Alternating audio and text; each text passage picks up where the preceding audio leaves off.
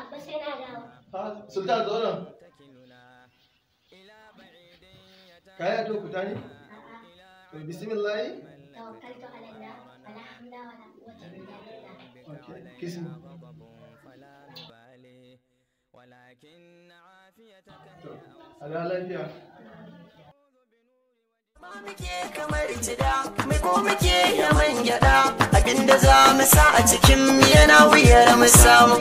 Muna halin da babu daɗi ga 'yan siyasa na ta kauri, su ne suke raban mu kuɗi lokacin zaɓe ya dawo. Suna siyan mu adina, baran da bi mu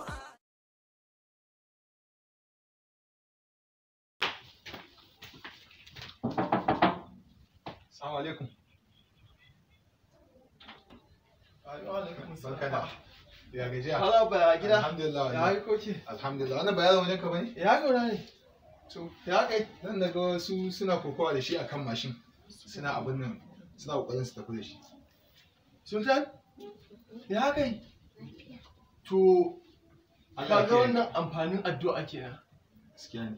Yana da kyau ya kasance da zarar ɗanka zai fita, ka ba shi addu'a wadda manzan Allah sallallahu alaihi wasallam ya koyar da mu.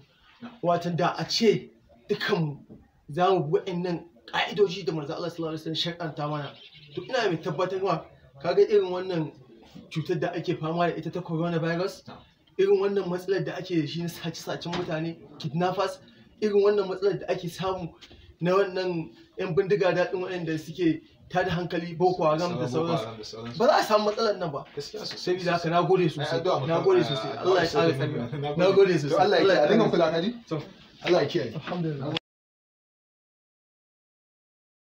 Sultan, ka ga amfanin addu'a ko? Ka alhamdulillah, ka sha ruwa ka ji ko? Wato wannan shi ne addu'a, amfanin addu'a. A duk lokacin da za ka fita, yana da kyau ka dinga yin addu'a, ka ji ko? Saboda in ba haka ba da yanzu kaga shikenan a gaba da kai, ka ji ko? A dinga addu'a, wannan shi ne amfanin addu'a.